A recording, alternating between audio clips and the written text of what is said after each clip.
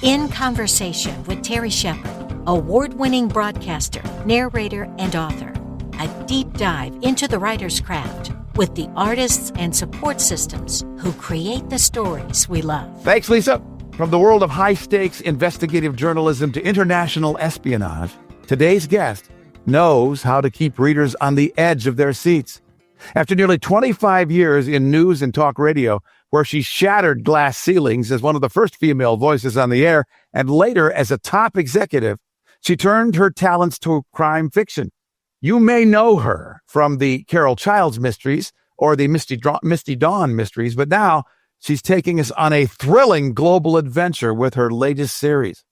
Her latest trilogy, inspired by her father's remarkable World War II experiences as a navigator and bombardier, takes readers on a thrilling journey through war-torn Europe and beyond. Shot down over Austria and missing in action for 3 weeks in Hungary, her father's survival story took an unexpected turn decades later when he received a letter from a young Hungarian boy, an event that became the foundation for The Navigator's Daughter, Passport to Spy, and Murder on the Med. Meet our special guest today and a fellow radio refugee, Nancy Cole Silverman. Thanks and welcome to the conversation. Oh, thank you, Terry. A radio refugee. I love that. Well, what inspired you to create Kat Lawson? She's such an interesting character. It really started because, as you alluded to there, I found my father's flight records. My father had been a former World War II navigator bombardier, and he had been shot down during the Second World War and was MIA. And when I found his records years later, I found his flight log and I found his diary. And I also found some letters that I'd forgotten about because in 1989, the Soviet Union left Hungary and the wall came down. And my father, as you had mentioned, got letters from this young man in Hungary saying he had found my father's plane. And I thought, wow, I got a call that day. And my dad said, they found my plane. And I thought, oh my gosh, I knew instantly what he was talking about because from the time I was a tiny child, I'd heard that my father had had this great adventure. And men back then through the Second World War didn't tell their daughters anything about what had happened bad. He really would talk about his crew and the excitement he had. And he had mentioned over the years that his plane had crashed and he had been rescued and it came home. So he was there and I was here. So obviously things had ended well. But when my dad said that, I thought, oh my gosh, they found your plane? I thought it would have blown up. And he said, no, they had found it in Hungary and this young man wanted to correspond. And so for briefly, I corresponded with him and then forgot about it. Flash forward when my father passed in 2022, I was going through his files and I found his flight log and I found his diary. And I thought, my father at that time had wanted me to go back to Hungary to thank this family that he had hidden with and it hidden him. And that was the beginning of a daughter's promise to her father. It's about the war, but it comes forward in history about a father's-daughter relationship and the strength she discovers, and also the secret she discovers that she never knew that changes her life. So that was the motivation for the book. Why do you think it is that the greatest generation was so stoically silent about their war experiences? That's a really good question, but I think they wanted to come home and move forward. They were ready to get home. They saw so many. Imagine, my dad was 21. He was the navigator bombardier. The pilot was 20. Many, better than 50% of those that flew with the B-24s never came back. They lost friends. You were a little afraid to get too close to people, I think, when you were a crew, because you didn't know if you'd see that next crew the next day. A lot of them didn't come back. So when they came home, they wanted to let the future happen. As a matter of fact, years later, and it was really why I chose to make an international mystery. So back in about 70, the early 70s, I was able to go with my ex-husband to Germany, and we lived in Germany. And we lived there for 4 years, and we traveled around. And being in Germany, I met a lot of people who were old enough to be my parents. Nobody wanted to talk about what had happened 20 years ago. They wanted to move forward. And at the time, I was asked to be kind of go out into the community and meet with some of the German wives who wanted to learn English. And so we would have these coffee classes once a week. And I would go with one other American wife, and we sat on a little with garden plots because the Germans, because land is so dear, they could rent a small parcel of land and farm it. And you'd pay $1, the equivalent of $1, and you could grow your vegetables, and you could have your little garden parties out there. So I would go and I would meet with these German women who were Hausfraus and probably 20 years older than I was. Nobody wanted to talk about the past. What they wanted to talk about was their Kuchen. And each woman brought a Kuchen, which is a beautiful cake. And Europe makes beautiful desserts that they're not as sweet as they are here, but they are gorgeous. And as a wife, American particularly, I couldn't eat just one piece. I had to have every woman's Kuchen, and sometimes more than. And it would start with an Eyre liqueur and then very strong coffee. And then I would somehow wander back through this medieval village of cobblestone streets across the Danube River Bridge and back into the academy where we lived, where the Americans lived. I don't know how I didn't gain 300 pounds because it was amazing. But the food was good and people were, but that's kind of a long way that people want to look forward. I think they didn't want to look back. And yet your stories take us back to that time and are so fascinating. What made you decide to become a writer of fiction? Well, I started writing when I was a kid. I've always had a very wild imagination, and I thought everybody had wild imaginations. I remember I probably started writing my first stories in second grade, and I will tell you this is commitment, because you know if you've gotten the gift. The gift is given to you, and you use it or lose it. I truly believe this. But I remember in second grade, I was sent home with my spelling words, and I could have cared less about spelling, and particularly grammar and spelling. But storytelling, that was really it. So I went home and I thought, oh, these are really good words. I can make a big story of this. And I wrote the best story, and I was so excited to turn my paper in. I could hardly wait. I couldn't even sleep that night. And I turned the paper in, and I couldn't sleep the next night because the teacher hadn't read them yet. And I knew I was going to get applauded. I would get the best grade, and it would be the most important story anybody had ever read in their life. Unfortunately, I got a big fat F on it. No, what happened? I have done the spelling words correctly. I mean, it was there and his, it was just height. And everything was wrong. Everything was wrong. I hadn't paid one bit of attention. And all I could think of was, did she not like my story? Did she not what's wrong with this woman? So I was, just because you have the gift of writing doesn't mean you've always had the gift of grammar and spelling. You really have to put in the time. So double-edged sword here. It's a gift, but you got to learn that goes with it. But it didn't discourage me. I was determined, but I thought, second grade, 7 years old, knife to the heart. Nancy Cole Silverman is our guest. NancyColeSilverman.com is her website, and you can learn about her broad career as an author. She has a huge canon of books. We're talking specifically about the Kat Lawson Mysteries today, which include The Navigator's Daughter, Passport to Spy, and Murder on the Med. After one book was done, what made you write the second one in the series? Well, it's interesting. When my father died, I thought I wasn't sure what I was going to do, but I thought this story deserved probably a standalone. So this was going to be a standalone. And as a writer, Terry, I know you know too, you kind of sometimes get to a point and think, I could do this a little differently. And when I got to the very end, I thought I ended it as though it were going to be a standalone. And then I turned a page and I started typing again, and I said, or alternative ending. And I sent it off to my editor, my publisher, and I said, choose the ending. I said, this could be a standalone, and I'm glad you like it, and it's great, and I can go and I'll do something else. Or I rewrote the last chapter, which opens the door for this to be a series where she becomes, she has lost her job. She had worked at, she's from Arizona, and she had worked for the Arizona Gazette, and was a young woman. She was one of the first women on as an investigative journalist, and she became unusually close to her editor, and things happened, and they fired her and promoted him. These things, every woman in business knows this is what happens. So it's based on true crime. Based on true crime. And, the fact of the matter is she couldn't go then to the Arizona Republic because there were only 2 papers in the state, and that was it. So she was really not going to get a better job. So the FBI approaches her because of something that's happened in the book first, in book 1, and says, we need a reporter with a good backstory. And we think if you want, we'd like to offer you a job working for a publication we have that's a legitimate travel feature publication that will travel the world as a travel journalist, a travel reporter, reporting on places to go, places to eat. It's nothing very serious. It's all kind of fun. It's to encourage people to come visit us around the world. It's called Journey International.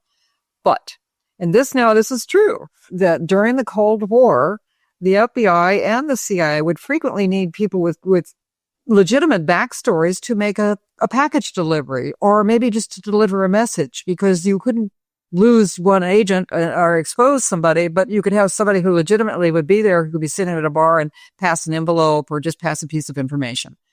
Well, that would be what she was going to do. Of course, if it were going to be easy, it wouldn't be a book. It wouldn't be a story. So because she's her nature to kind of always push the envelope a little bit, she ends up in major troubles and doing things that really take full control of the investigation, where she probably shouldn't have, but ends up saving the day. So it's a little like Lone Ranger comes to town, saves the day, and off it goes. Only it's female. When I was reading The Navigator's Daughter on the plane coming back from Denver over the weekend, I heard whispers of a journalist in your voice. What was it like making the transition from journalism to fiction? That was hard. This was not the first series I've done as a journalist, and all my short stories, I tend to kind of, maybe, you write what you know. And so I do know that. I've lived that life. But when I first began my very first series, the Carol Child series, honestly, I had visions of my news editor coming out of his office with a skate, swinging it around, probably going to go behead me because I would make things up. And, I never made things up. You don't make things up when you're at legitimate big news stations. You can't do that. You have to have sources. You have to have background. You have to double and triple check to make sure you've got the facts right. So I just like journalists. I like the chase. It's very addictive. And there's a whole, adrenaline rush you get when you're onto a story. And I get the same rush when I sit down with a blank page. I think, okay, what's it going to be? Where's it going to be? That doesn't mean it's not hard work. It's a lot of hard work, but I'm addicted to it. There's an addiction. Where do your ideas come from? I like to think that this is historical fiction, because I do go back to the Second World War. And right now, anything over, what was it, past earlier than 1980? Is it 1980? And I was born in the 50s, so I was born in 1950. So historical fiction is really easy for me right now. I was there, but I like to bring stories that, history is the base of it. Passport to Spy was based upon the fact that they had uncovered artwork that was lost during the Second World War. Hitler went into the museums and art galleries and homes and took what he wanted. They were going to establish a museum, the Hitler Museum, and many of the fine pieces of art are still missing today and are now being uncovered. And so I did a lot of research. And again, being a journalist is wonderful because you do fall in love with researching, and that gives voice and heft to the page, I think. Nancy Cole Silverman is our special guest. She is a sister, not only in crime with me, but a sister in broadcasting. We're talking about her Kat Lawson Mystery series. What do you think makes a mystery series compelling enough to keep people coming back book after book? I look at people like Lee Child, who's written Reacher, or Jeffrey Deaver, who's got a very good series out there. With our character, they're character driven. If you're going to have a series, you've got to have a character you like. You've got to cheer for the character, but the character can't be perfect. The character has to have a flaw that you think, oh, gee, Kat, why would you do that? But you'll forgive her because she's kind of addicted and she kind of gets into it. And the more she gets into it, the more she likes it. And the more she knows she shouldn't do it, but she can't help herself. And, and there's the reward because she's doing good, at the end of the day. And, you cheer for her. But I think these books have to be character driven. How much of Kat's personality mirrors your own, if anything? I made Kat a brunette. deliberately. Probably, I think for me, I'm where I am in life. I want to write what's comfortable for me. So I think, okay, I've always been a person who thought I could kind of, I've been very fortunate. I've traveled a lot. I will give you an example. I was in Vietnam years ago, and I thought I was on a river cruise, and we came to this little village, and they had all these little things you could taste. And there was this one snake charmer there, and he had 3 dead cobras in a big vat of water. And he says, "This will cure anything. Do I have anybody who wants to taste it?" And I thought, yeah, why not? I thought nobody's going to let me taste this if it's, if it's going to kill me. And of course, nobody would taste it. Everybody, as the guy pushed it out to me, and I took it. I actually took it. What happened? Oh, it was foul. It was the foulest thing I've ever tasted in my life. I've had tremendously good health all my life. So I can only think that it didn't hurt me, and I didn't get sick. But I thought, my goodness sakes. I look back at this and thought, why did I do this? I also remember I was reporting on a circus that had come to town one year. And, we're there, and there's a female circus trainer. She says, "Do you want to come into the cage?" And I thought, well, yeah, why not? I mean, she is in the cage. The tiger's probably fine. And we were there, and I thought, well, this is really nice. And so I put my arm out. I'm thinking, this is fine, that you shouldn't do this. And I turned my back. The ducker swiped at me. She says, "You should never turn your back on a wild animal. Some lessons you need to learn the hard way." So I think it's just a matter of feeling like I was being born under a golden star, little protected, probably a lot protected, and lived to write about it. I know I've lived to write about it. So that has probably been why I do write what I do. Is I have been very fortunate and foolish, very foolish, but it's all worked out. And that's given me, everything is copy, as Nora Ephron said. So I got a lot of copy. So when you were a kid, what did you want to be when you grew up? I was very much a tomboy. I loved riding horses. I never played with dolls. But I got married very young. I got married when I was barely 21. It was the Vietnam War was going on. So, my ex-husband, his draft number was number 2. So that seemed like the thing to do. Give him something to come home to. So it was, I think I got one of the things I think my mother always said, "Nancy, you always live 3 lives at one time. You kind of multi-personalities." And I really do just have one personality, but there was always so much to do. And my ex-husband was gone a lot at the time. And so I was going to college. I was riding horses. I was doing things. So it was fun to experience these things. But I never thought of myself really I knew I wanted to write, but I never had really written until I retired from radio. And I think, Terry, you and I talked before the show about radio people. They were the kids in the back of the room that shot the spitwads. That we're totally involved, kind of attention deficit disorder, I think. Yeah. As I think about the parallels between, broadcasting leadership, business leadership, and the trials and tribulations, whether you're an indie author or being a published author, do you think that your experience outside of the publishing industry has helped you navigate all the wild things that are going on in this business today? Oh, definitely. And I think it helps you not to be surprised by the hills and the valleys, because some people, every writer, and I'm president of the local Sisters in Crime chapter here in Los Angeles. And every writer comes in the door and they're so excited about their new book, and they're sure it's going to be a bestseller and they're going to make a lot of money. And the reality is that most of us don't. There's very few James Pattersons in the world or Michael Conleys that are going to hit well above 6 figures and do extremely well. Most of us don't. But the committed writer is the person who never lets go. You don't do it for the money. You do it because the story has picked you. And it's not going to leave you alone until you put it on paper.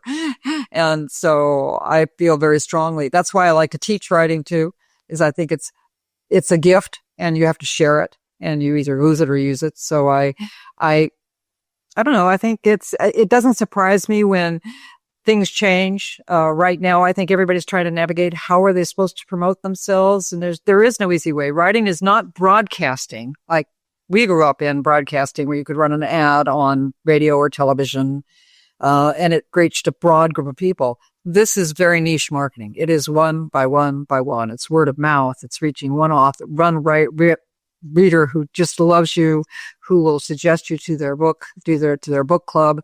And a matter of fact, I've been at this for about 15 years, and I'm speaking next week at a conference where that was how it happened. A book club got hold of my book. This woman liked me.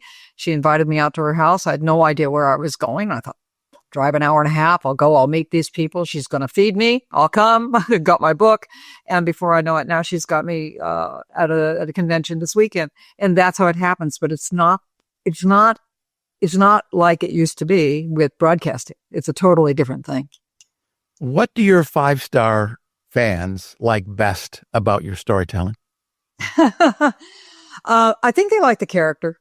I really do. I think it comes down to the character, and that they're always surprised. I always have to have a surprise in there, that there's going to be a twist, and there's going to be a little bit more you're going to learn about the character with each story. So, well, the story, you may start out and you think, okay, you know who she is. There's got to be a twist. There's got to be another level, something about her past. And particularly the story I'm working on right now, A Spy in Saigon. There's a revelation there that comes forth that, the reader will be blown away by, that they're not going to expect. Something that she does and has done that she has never done. And it's kind of a secret that comes out about her. Well, you've given us a delectable clue about the next book. What can you tell us about Spy in Saigon? Just that she's been invited to go to Saigon because this is written around 1999, and Saigon has opened up and they want a lot more tourism now. And so she's gone to write a story about that. And while she's there, she is there to make a delivery, simple delivery, get in and get out. And that's all you're going to do and write as a nice feature. And she's given a nice little stipend to go, and things happen. And it's much more than she ever expected or she ever even knew. It's a surprise to herself as well. Why do you write? To stay out of trouble. It's hard work. We spend 6 months minimum putting a book together. If we're lucky, a few of our friends will buy it, and then we're back at it again, and we keep doing it. Yeah. You mentioned something earlier when we were speaking. There's a little bit of an introvert in every writer, and a little bit of an extrovert. I can be public for my 15 minutes, but then I really need the rest of the day to kind of research and be in my safety zone, which is that blank page and those pages that I'm writing, because that's the world I live in. And while I say that, I'll also say that doesn't mean I control my characters. The characters frequently control you, because they're not going to do what you want them to do unless they want to do it. You've got to have a huge backstory. You've got to understand something. There's got to be motivation, and you just can't say, "Oh, I want you to go do that," because they ain't going to do it. I live in a world of characters I've developed who I know, and so I'm never lonely. And matter of fact, I've always thought I could be anywhere if I just had a typewriter or a computer where I can just write. I can create. And that is the irony to me about the way the business has evolved, is we all came into it because it was a safe place for us to be an introvert. But now it isn't so much the book, it's the personality of the author that is the thing that is of value. And you have to be that extrovert and go out and do all this stuff. You do. And it's, we just came from this conference, and of course it's hard because, then you have to be in a room with a lot of people and everybody's competing to get their voice out there. And, you want to just be polite and meet people. And then I want to run back to my room where I'm writing. And it's a balance, and it's a balancing act, and finding a comfort zone with that is something that I struggle with sometimes.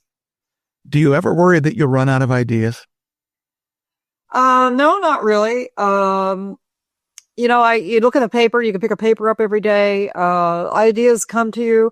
And, sometimes I think it's okay to think, I'm particularly as I'm in the crunch zone to finish off this last manuscript, which is due to my publisher for the Spy in Saigon. I can't look forward until this is really done. Sometimes they kind of have to put an idea off, and I'll put a little folder together, and I'll just throw ideas in there, because I think, don't go there right now, or I won't finish this. And that's particularly because I also write short stories, and we just finished for the Sisters in Crime chapter, our new anthology. And I had to stop and kind of, submit to that because I wanted to. And we did a blind submission, and I thought, I'm president of this group. I hope I get to submit. I hope it's accepted. And, it did, but I had nothing to do with it because it was totally blind. But I felt like I wanted to. It had scratched my creative juices, and I wanted to do that. But sometimes it's really hard to say no to that part of you where you've got to keep working on something because you want to do it justice. And if you put it down, you come back and there's just too many holes galore. And then it's like, how did I get here? And what was I thinking? And was this character telling me the truth, or was this a red herring and you've forgotten all of that? Even though you plot, and I do plot, but I do also pants a lot. So I do more fence posting, along We're all kind of in the middle, right? We're introverts who've learned to be extroverts. We try and plan, but the characters don't always follow our directions. That's right. That's right. And the surprise is the aha moment that keeps you coming back. Give us an example of one of those aha moments for you. Oh boy.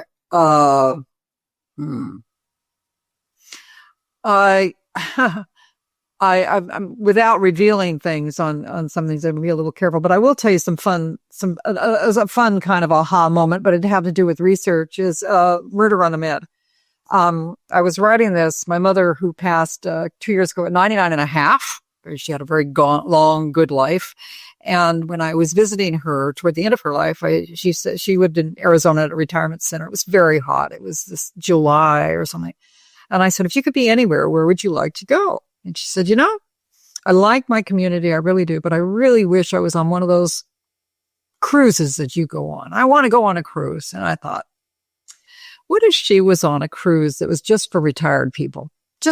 Everybody owned your own suite, and it was a retirement community at sea. And I started to think about this, and I started to think, well, who would own the boat? I mean, because this is the research you get into. There's got to be a reason and a plot. Well, so again, going back to the Second World War, at the end of the Second World War, the Russian fleet was in tatters. It was rusted, the rusted hulls, and they were at Bremerhaven. They were around the world, and it wasn't worth anything. But after the Second World War, too, our Pepsi had gotten distribution rights. So you got extremes. So you got the Russian fleet, you got Pepsi, and I'm doing research, and it's going to do with a merchant ship or a ship in the Mediterranean. Where are these going to come together? And so I'm researching, and I discovered that Pepsi had gotten distribution into Russia, the Soviet Union. The Soviet Union has fallen apart. They can't pay their Pepsi bill, but they've got all this scrap metal in their navy. So some very entrepreneurs and oligarch probably says, let's sell our rusted hulls to Pepsi. We'll tell Pepsi, Sweden will buy them because they want the rusted, they'll take the metal and refine it. Meanwhile, Pepsi will have their bill paid by Sweden because the Swedes will pay for the rusted hulls. You research this story, it's called the Pepsi Navy. And I thought, oh my gosh, so the hull of the ship that this Russian oligarch takes for himself and says, I have another idea. It's going to be a retirement community at sea. He revitalizes the whole thing, keeps that hull for himself. That was the retirement community that my mother and her friends would have. And of course, to make it kind of fun, it's, what would you trade your Social Security for? A pirate? A pirate's pension, maybe? So that took on a little lighter flair because it was my mother, and she actually promised me, she says, if you write this book, it's got to be a little lighter and delightful and no bad words, no bad deaths or anything like that. But it was kind of fun. And I had taken a cruise recently, and I had a lot of funny experiences on it. So I incorporated those with that, and it became these groups of seniors who trade their pensions for piracy on the high seas. A master class in research, ideation, and creation from our special guest, Nancy Cole Silverman. We've been talking about her latest series, The Kat Lawson Mysteries. You can learn all about her at nancycolesilverman.com and find her plethora of books wherever cool books are sold. Nancy, thanks for joining me on the conversation. Oh, thank you so much. I really enjoyed today, Terry. Thanks. In Conversation with Terry Shepard is a copyrighted presentation. All rights reserved. I'm Lisa Davis. Join Terry Shepard next time in Conversation.